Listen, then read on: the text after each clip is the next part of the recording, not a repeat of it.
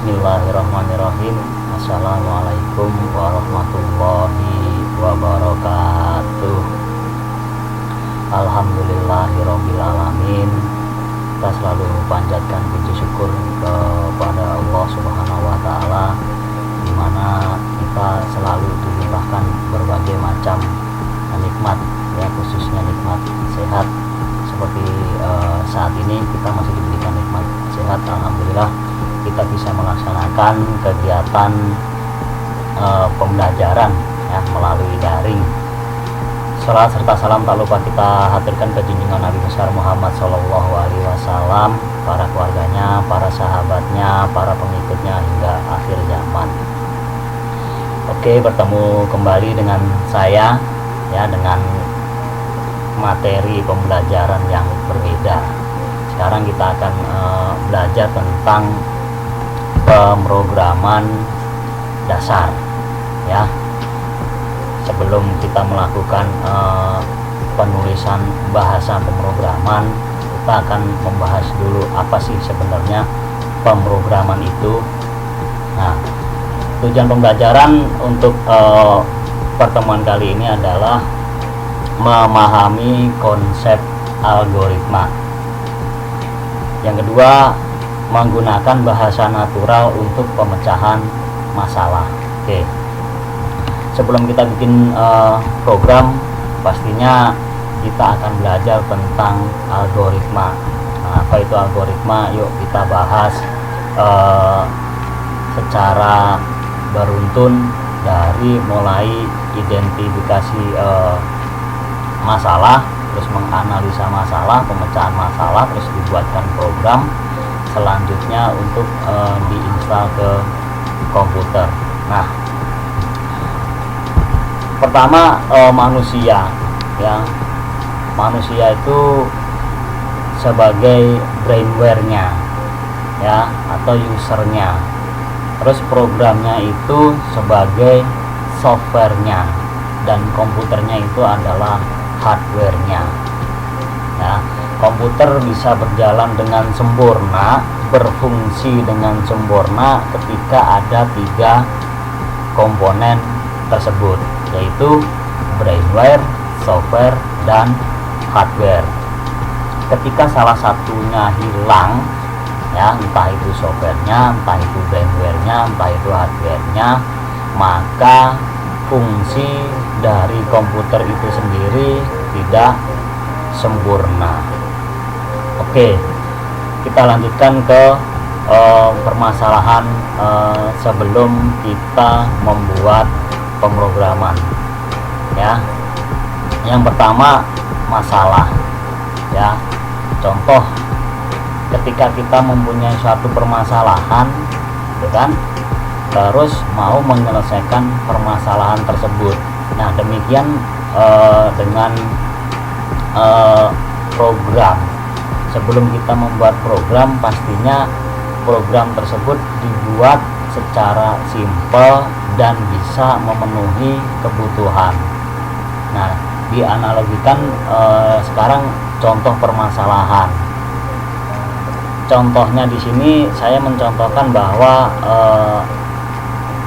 sebuah masalah sederhana, ya, yakni pertukaran isi dari sebuah gelas, ya, gelas A berisi kopi dan gelas B berisi air susu. Nah, ketika kita ingin mempertukar isi kedua gelas tersebut, ya, di gelas A isinya akan dimasukkan ke gelas B, itu, ya. Padahal itu sebenarnya kegiatan yang mudah, tapi ketika kita tidak mempunyai cara, kegiatan tersebut akan terasa sulit, apalagi nanti dituangkan ke dalam program, dibuatkan ke dalam program. Makanya kita berlatih mengidentifikasi bagaimana caranya permasalahan tersebut selesai dengan cara yang sederhana, seperti itu. Oke, kita lanjutkan lagi, ya. kita bisa menukar isi tersebut, ya, air susu tadi yang berisi air susu tadi di gelas B dan air kopi tadi di gelas A. Caranya bagaimana? Itu tentunya kita akan menyediakan satu gelas lagi, ya. Nah, urutan penyelesaiannya, gitu kan, langkah pemecahan masalahnya, ya, proses pertukaran isi, ya, isi dari gelas tersebut. Yang pertama pastikan isikan nilai A, ya, atau isikan cairan atau isi dari gelas tadi ke dalam gelas C. Nah, kalau tadi kan cuma ada A dan B aja, makanya pemecahan masalahnya kita harus mempunyai satu gelas lagi, yaitu yang disebutkan di sini adalah gelas C. Nah, isikan A ke dalam C. Nah, langkah kedua, isikan B ke dalam A. Nah, langkah ketiga, isikan C ke dalam B. Kira-kira demikian caranya. Akhirnya tujuan untuk pertukaran isi tadi bisa dilaksanakan. Ya, memang kalau berpikir secara umum itu hal yang gampang, tapi nanti ketika dituangkan ke dalam program nanti akan terasa sulit kalau kita tidak bisa menentukan langkah pemecahan masalah tersebut. Nah, sekarang yang dibutuhkan kita sekarang adalah logika. Bagaimana logika kita memahami permasalahan tersebut dan bagaimana cara pemecahannya. Oke, kita lanjut, ya. Tanpa pelaksanaan pembuatan program, ya, kita tahapan pelaksanaan pembuatan program kita harus, ya, memahami dulu algoritmanya. Setelah algoritma kita tuang ke dalam bahasa tingkat tinggi, ya, terus kita buatkan ke dalam bahasa mesin, ya, bahasa mesin. Nah, selanjutnya istilah-istilah yang terdapat dalam pembuatan program tersebut adalah, yang pertama adalah program. Apa sih program itu? Program berisi urutan langkah penyelesaian masalah, gitu, ya.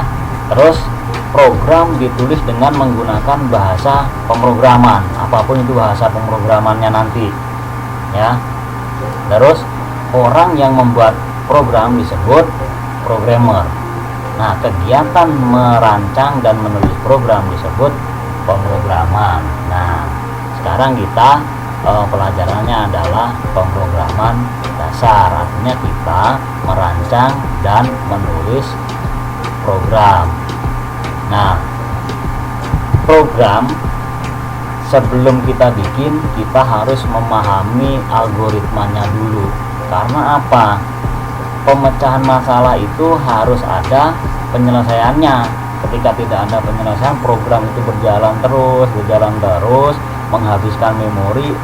Lama-lama komputer itu bukannya berfungsi tapi malah, ya, mati, down atau rusak. Nah, oleh karena itu penyelesaian masalahnya program itu harus bisa berhenti, ya, sesuai dengan tujuan pembuatan program tersebut. Jadi program itu nggak boleh berjalan terus, nggak boleh, harus ada berhentinya. Nah, sekarang apa itu algoritma, gitu kan?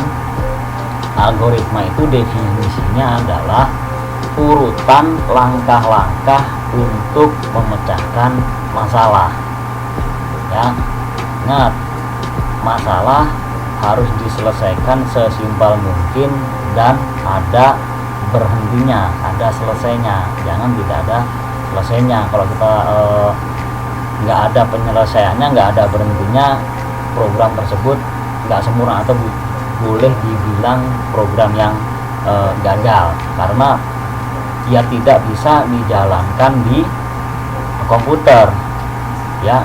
Ketika dijalankan dipaksain pun nanti komputernya itu sendiri yang akan kalah, seperti itu. Nah, terus Kamus Besar Bahasa Indonesia mengartikan atau mendefinisikan algoritma adalah urutan logis pengambilan putusan untuk pemecahan masalah, seperti itu.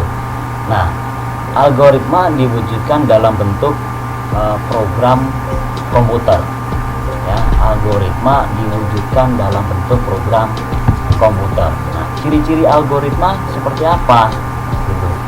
Nah, ciri-ciri algoritma yang pertama ya, jumlah langkah dalam algoritma harus terbatas, nggak boleh terlalu banyak atau nggak ada berhentinya, istilahnya harus terbatas ya. Yang kedua, setiap langkah harus didefinisikan secara tepat, tidak boleh membingungkan ya, seperti itu. Terus dia mempunyai input ya, berasal dari input. Sebuah algoritma memiliki 0 atau lebih input yang diberikan kepada algoritma sebelum dijalankan ya. Terus output ya, sebuah algoritma memiliki 1 atau lebih output. Jadi nanti di prakteknya di pemrograman itu hasil itu tidak hanya 1, bisa 2, bisa 3, bisa 4 dan lain sebagainya, tergantung dari permasalahan dan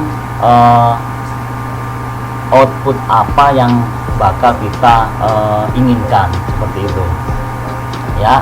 Terus setiap algoritma diharapkan memiliki sifat yang efektif.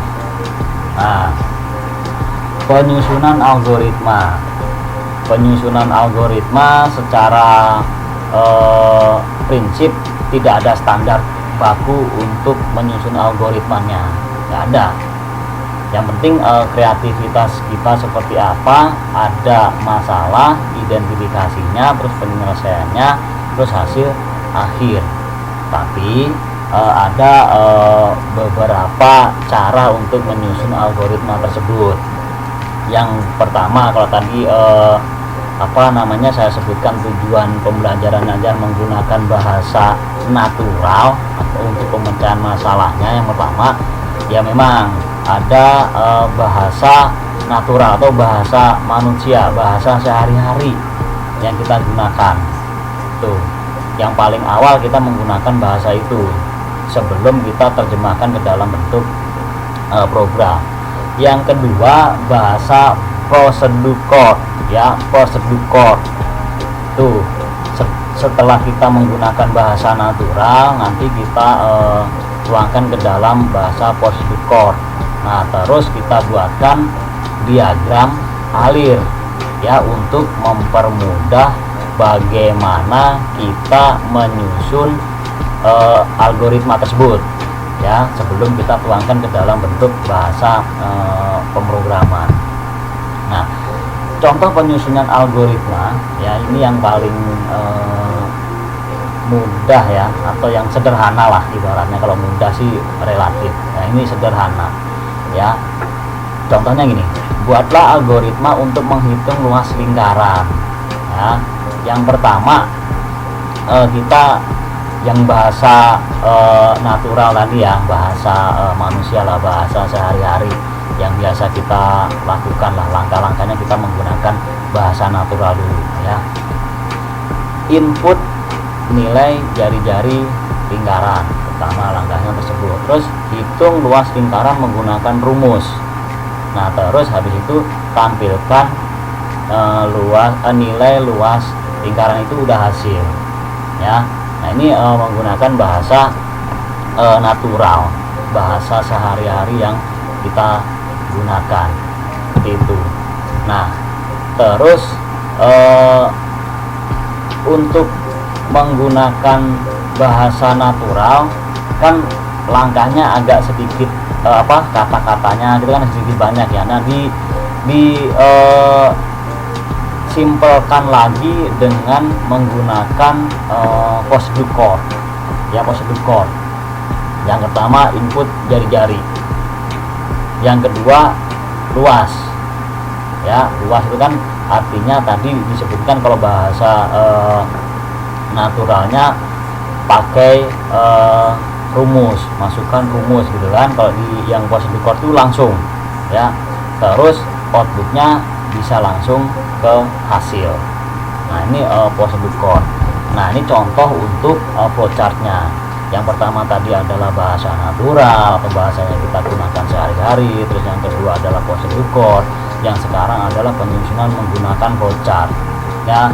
Sebelum saya melanjutkan, nah di flowchart sendiri simbol yang digunakan itu sudah menggunakan standar internasional ya, standar yang kita gunakan. Contoh untuk mulai ya, simbol yang digunakan ya seperti itu ya, modelnya oval ya seperti itu. Nah nanti kita akan pelajarin ketika kita membahas tentang pemrograman ya. Mudah-mudahan pandemi ini segera bisa berakhir ya, kita bisa tatap muka sehingga kita bisa belajar sebagaimana mestinya. Ketika kita tanya jawab pun kita bisa lakukan dengan mudah. Nah untuk sekarang kita belajarnya melalui daring aja seperti ini. Oke ya, ingat flowchart ya menggunakan simbol yang sudah standar, nggak bisa kita menggunakan simbol kita sendiri. Nah, kalau misalnya kita mulainya menggunakan simbol segitiga misalnya, nggak bisa. Simbol-simbol tersebut juga ada aturan dan fungsinya masing-masing. Nah ini menggunakan flowchart dan menggunakan simbol sesuai dengan standar. Ya kita lanjut ya.